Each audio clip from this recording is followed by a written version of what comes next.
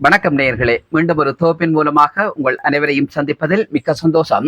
இன்றைய தொகுப்பிலே முக்கியமான ஒரு சம்பவம் தொடர்பாகத்தான் பேச போகிறோம். நாடாளுமன்ற உறுப்பினர் ராமநாதன் அர்ச்சுனா அவர்கள் தமிழ் அரசியல் பரப்பு மத்தியிலே பேசுபொருளாக மாறி வருகிறார். அதே நேரத்தில் தான் இடம்பெறவுள்ள உள்ளூராட்சி மன்ற தேர்தலிலே அவருடைய அணி தனித்து போட்டியிட உள்ளது. அந்த நிலையில் ராமநாதன் அர்ச்சுனா அவர்களுடைய அணியில் மீண்டும் ஒரு பிளவு ஏற்பட்டிருக்கிறது.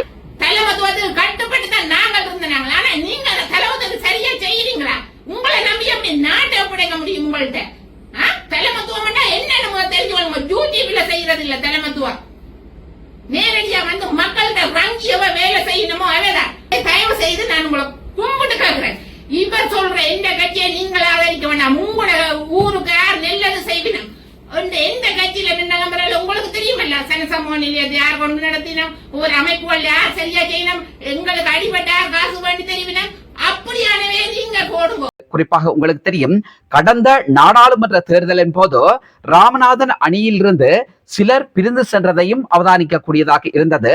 அவர்களுடைய பிளவு அல்லது பிரிவு என்பது ராமநாதன் அர்ச்சுனா அவர்களுக்கு பாரிய பாதிப்பை ஏற்படுத்தி இருந்தது என்பது மறுதளித்து விட முடியாத உண்மையாகி இருக்கிறது. ஏனென்று சொல்லி சொன்னால், மயூரன் சாவச்சேரியைச் சேர்ந்த மயூரன் என்பவர் அந்த அணியிலிருந்து விலகியது என்பது ராமநாதன் அர்ச்சுனா அவர்களுக்கு மிகுந்த ஒரு சுமையை கொடுத்தது அல்லது தாங்க முடியாத ஒரு வலியை கொடுத்திருந்ததாக நாடாளுமன்ற உறுப்பினர் அர்ச்சுனா அவர்களே கூறியிருந்தார். அந்த நிலையில்தான் தற்போதும் இன்னொரு பிளவு ஏற்பட்டிருக்கிறது. அது என்ன பிளவு என்று சொல்லி சொன்னால், ராமநாதன் அர்ச்சுனா அவர்களுடைய செயற்பாடு இன்றைக்கு பிடிக்காத ஒன்றாக இருக்கிறது என்கின்ற வகையிலே அவருடைய அணியைச் சேர்ந்த ஒருத்தர் ஊடகங்கள் முன்னிலையில் தன்னுடைய கருத்தை வெளிப்படுத்தி இருக்கிறார்.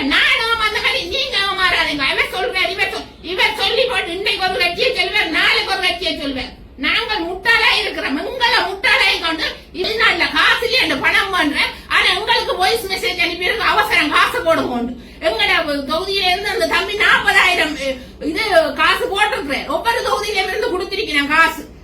அப்ப நீங்கள் எங்களை மத்தி வெளிநாட்டுல இருக்கிற புலமேன்ற வெளிநாட்டுல இருக்கிறவையும் ஏமாறுறீர்கள். அதை முதல் வெளிநாட்டுல இருக்கிற புரிஞ்சு கொள்ளும். இப்ப இருக்கின்ற தனி இது உருவாக்கி கலைக்கிறீர்கள் டெய்லி. இதெல்லாம் வெட்டி வேலை.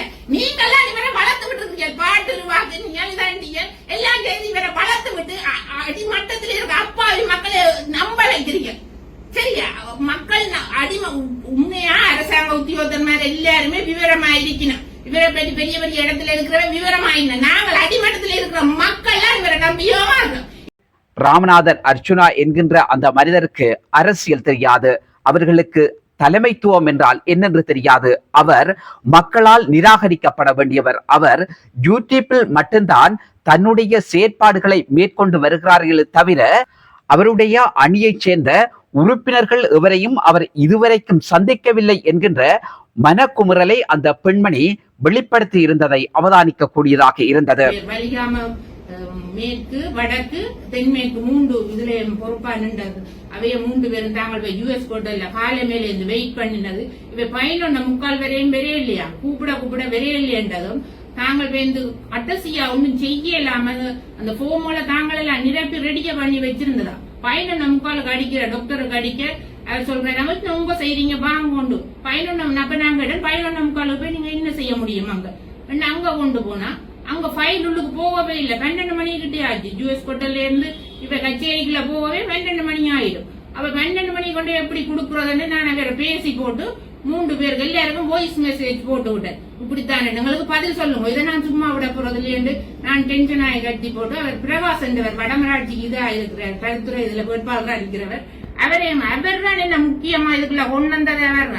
நீங்க நில்லுங்க, நான் ஆட்கள் பெற்றாக்குறேன் சொல்றேன். நான் நம்ம நிக்க இல்லை, எனக்கு வேணாம், எனக்கு வேற ஒரு இதுல எனக்கு வெறும் வாய்ப்பு. இது மக்கள் இந்த முகத்துக்கு போற ஓட்டு நான் இந்த ஊர் மக்களுக்கு செய்யணும்ன்றதுக்காக தான் இதுக்கு நிற்கிறேன். இல்ல நில்லுங்க, ஆக்கள் இருக்கணும், நீங்க இதண்டாதீங்க நிக்கணும். நாங்க பார்த்தா ஒரு தரம் இல்லை, அவருக்கு ஒரு தரம் அதுக்கு பிறகு போன் அடிக்கணும்ல நாங்கள் எடுக்க.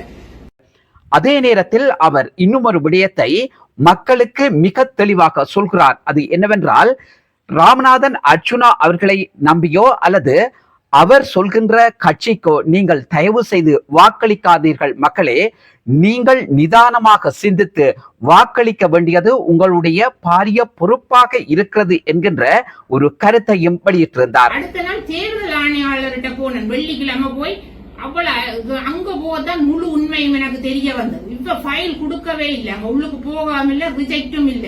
ஃபைல் உள்ளுக்கு போனா தானே ரிஜெக்ட்னு சொல்லுவீங்க.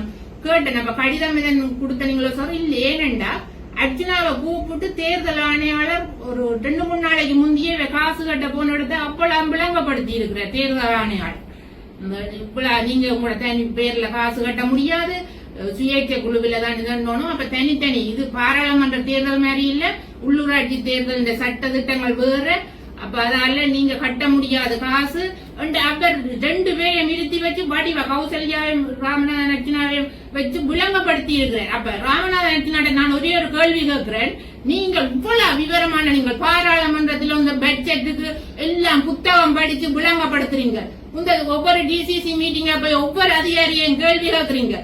உங்களுக்கு தெரியாத இந்த ஒரு சின்ன விஷயம், போம் நிரப்புறது எப்படி, ஆக்கள் காசு கட்டிடுறது எப்படி, உங்களுக்கு வடிவா செய்ய முடியும். 4 நாளைக்கு முந்தைய உங்களுக்கு இந்த விவரம் எல்லாம் தெரிஞ்சிருக்கு.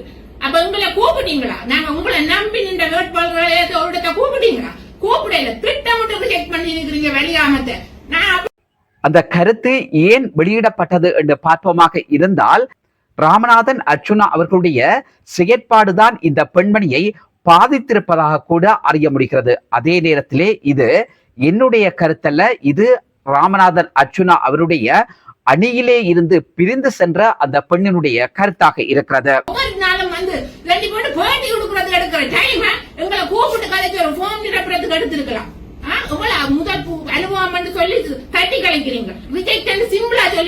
உங்களுக்கு இந்த தேர்தல் முக்கியம் இல்ல, ஆனா உங்களுக்கு கிராமங்கள் மட்டங்கள் இருக்கிற உங்களுக்கு முக்கியமான தேர்தல்.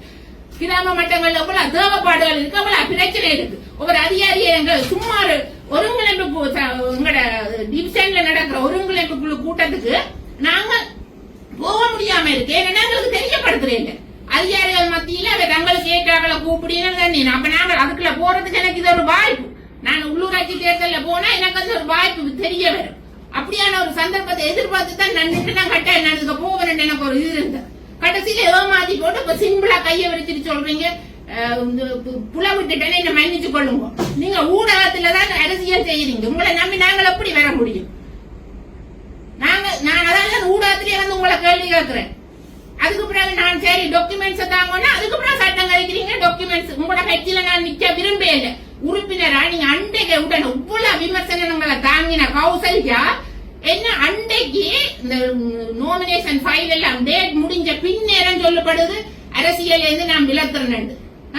எங்களை பேகாடுறீங்களா? இப்ப நாங்கள் எப்படி உறுப்பினர் ஃபார்ம்ல சைன் பண்ணி இருக்கிறோம், கௌசல்யாவை செயலாளர் ஆயிட்டு அர்ச்சனாவை தலைவர் ஆயிட்டு தான் நான் சைன் பண்ணி இருக்கிறேன். அவர் இன்றைக்கு ஊடகங்கள் முன்னிலையில நாடாளுமன்ற உறுப்பினர் ராமநாதன் அர்ச்சுனா அவர்களை பார்த்து பல கேள்வியை கேட்கிறார். எங்க செயலாளர், எங்க கட்சி, எங்க வந்து நான் கடிதம் தாரது உங்களை பட்ட ஓட்டலாம் தாரதா? அப்படி இன்னும் கடைசியாலே சாவச்சேரிக்கு வந்து நான் உங்களை சந்திட்டேன். அப்பதான் இந்த போன் நம்பரை பண்றீங்க, போன்ல கலைக்கிறான். ஏன் என்னோட நேரம் கலைக்க உங்களுக்கு 5 நிமிஷம் டைம் இல்லை. உங்களை எங்களை நாங்க தேடி பிடிக்கிறது, உங்கள்ட்ட கடிதம் வந்து எங்க எங்க நான் புதன்றது. நான் நிக்க மாட்டேன், நான் இந்த உறுப்பினரா உங்களோட இதுல நிக்க மாட்டேன். நீங்க எந்த கோட் சூப்பராலும் எனக்கும் வந்து உங்களோட இதான் தெரியும். ரைட்டா? நான் கேஸ் போட்டுட்டு தான் வந்திருக்கேன். உங்கள்ட்ட கேஸ் போட்டு இந்த காசு 5000 நான் வேண்டிட்டேன். இப்படி எல்லாரும் ஆதங்கத்தோட தான் இருக்கிறேன். வேற திட்டிக் கொண்டு எங்களோட வெளியாமத்துல அவ்வளவு பேர் முகமாற்றப்பட்டிருக்கோம். ஆனா வெளியினம் இல்லை. ஏனென்றா அவைய எல்லாம் கஷ்டப்பட்ட மக்கள், அன்றாட முளைச்சி சாப்பிடுற மக்கள், ஊருக்கு இருக்கிறவைய நம்பாம நாங்கள் இவரை நம்பினது நாங்க செய்த பிள்ளை. பலவிதமான கருத்துக்களை அல்லது பலவிதமான கோரிக்கைகளை முன்வைக்கிறார். ஆனால் மக்கள் மத்தியிலே அது உண்மையான விடயமாக பார்க்கப்படுகிறது. இருந்த போதிலும் முடிவெடுக்க வேண்டியவர்கள் மக்களாக இருக்கிறார்கள். ஏனென்று சொல்லி சொன்னால் அது அந்த பெண்மணியினுடைய கருத்தாக இருக்கிறதே தவிர இது எவருடைய கருத்துமில்லை. விவரமான அர்ஜுனா இந்த பாராளுமன்ற தேர்தலில் ரிஜெக்ட் பண்ணதுக்கான லெட்டர் வந்திருக்கணும். அது எங்களுக்கு காட்டினவரா? காட்டையில அவைய ரூல்ஸ் வாட்ஸ்அப் குரூப்ல இணைக்கல என்றது அது உண்மை. 16ஆம் தேதி காசு கட்டினா அந்த தலைவர் மேற்ற பேர்ல கட்டப்பட்டிருக்கு. ராமநாதன் பேர்ல காசு கட்டலாதுன்னு ஒவ்வொரு பிரிவிலையும் இருக்கிற பொறுப்பான தம்பியாக்கள் பேர்கள் எல்லாம் காசு கட்டப்பட்டிருக்கு. அதையே எங்களுக்கு தெரியப்படுத்தல. இப்படித்தான் கேட்க போறோம். அது வந்து அவைக்கு சில நேரம் சின்ன மாறலாம். மூசி கட்சி என்றதை கொடுக்க போறது இல்லை எல்லாருக்கும். என்ன போட்டி இருந்தா 2 பேர் கேட்டா அது குழுக்கள் முறையில தான் போடும். நான் அவளாம் போய் விவரம் அறிஞ்சிருக்கிறேன். அப்ப நீங்கள் எல்லாம் உடனுக்குடனே தெரியப்படுத்துற நீங்கள் பாராளுமன்றத்தில் நடக்கிறதெல்லாம் யூடியூப்ல தெரியப்படுத்துனீங்க. ஏன் எங்களுக்கு இதெல்லாம் தெரியப்படுத்த இல்லை? இதுல இன்னொரு விஷயத்தை பார்க்க வேண்டிய தேவை இருக்கிறது. என்னன்னு சொல்லி சொன்னால், இந்த பெண்ணுடைய ஊடக சந்திப்பு அல்லது அந்த பெண்மணி வெளியிட்ட கருத்து என்பது நாடாளுமன்ற உறுப்பினர் ராமநாதன் அர்ச்சுனா அவர்களுடைய அரசியலில் பாதிப்பை ஏற்படுத்தும் அல்லது இடம்பெறவுள்ள உள்ளூராட்சி மன்ற தேர்தலிலே அவருடைய அணிக்கு பாதிப்பை ஏற்படுத்தும் என்றதிலே எந்த விதமான சந்தேகம் கிடையாது. அதற்கான காரணம் என்னவென்றால், அந்த பெண்மணி பல கருத்துக்களை வெளியிடுறார். ராமநாதன் அர்ச்சுனா தொடர்பாக பலவிதமான பிரச்சனைகளை முன்வைக்கிறார். இன்றைக்கு அவருக்கு அனுப்பப்படுகின்ற நிதி தொடர்பாகவும் புலம்பெயர் தேசத்திலே வாழ்ந்து கொண்டிருக்கிற அந்த மக்கள் செய்கின்ற உதவி தொடர்பாகவும் அதே தங்களுடைய சொந்த பணத்தில், அதாவது தாங்கள் நாளாந்தம் உழைத்து சேகரித்த அந்த பணத்தை அந்த கட்சிக்கு ஏன் கொடுத்தார்கள், எதற்காக கொடுத்தார்கள், அதே பல வேட்பு மனுக்கள் யாழ் மாவட்டத்திலே நிராகரிக்கப்பட்டிருந்தது. இதற்கான காரணம் என்ன என்கின்ற கேள்வியை தொடுத்ததோடு, ராமநாதன் அர்ச்சுனா அணியைச் சேர்ந்தவர்கள் அல்லது நாடாளுமன்ற உறுப்பினர் ராமநாதன் அர்ச்சுனா அவர்கள் அந்த வேட்பு மனுக்களை தேர்தல் ஆணையாளரிடம் கையளிக்கவில்லை என்கின்ற விதத்திலே அவருடைய கருத்து அமைந்திருக்கிறது. மோசடியானவர், இவரை இனிமேல் நம்ப கூடாது மக்கள் என்றதுதான் என்ற உண்மையான கருத்து. நாங்க மக்கள் எங்களுக்கு இருக்கிற பிரச்சனையில நாங்களே பேஸ் பண்ணணும். ஏனென்றா மற்றவையை நம்பிதான் நாங்கள் இன்றைக்கு இந்த நிலைக்கு வந்திருக்கிறோம். அது ஒரு பெரிய தலைவர், உங்களுக்கு எல்லாருக்கும் தெரியும், அவரே சொல்லி இருக்கிறார். மற்றவை எல்லாம் பழிய சுமத்து இதான் அவை செய்வினம் கொண்டு போட்டு இருக்காது. எங்க மக்களே, நாங்கள் எங்கட பிரச்சனைக்கு நாங்கள் முகம் கொடுத்து நாங்கள் தண்டோணும். ரைட்டா? இதுதான் என்னுடைய இது. மக்கள் நீங்க யோசிச்சு இந்த கட்சி என்று பார்க்காம இது உள்ளூராட்சி தேர்தலில் யார் சரியா செய்வினம் என்று உங்களோட ஊருக்கு இருக்கிறவ யார் சரியா செய்யணுமோ அவைக்கு வாக்க போடும் கேட்டுக்கொண்டு நிறைவு செய்யும்.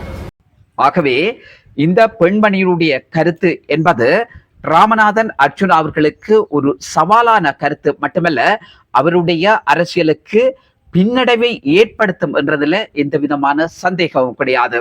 கடந்த நாடாளுமன்ற தேர்தலின் போது மயூரன் அவர்கள் பலவிதமான கருத்துக்களை வெளியிட்டிருந்தார்.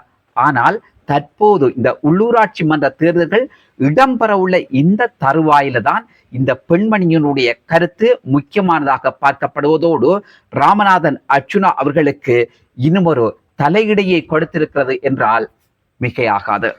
நல்லது சொந்தங்களே, மீண்டும் ஒரு தொகுப்பின் மூலமாக உங்கள் அனைவரையும் சந்திக்கிறேன். நன்றி, வணக்கம்.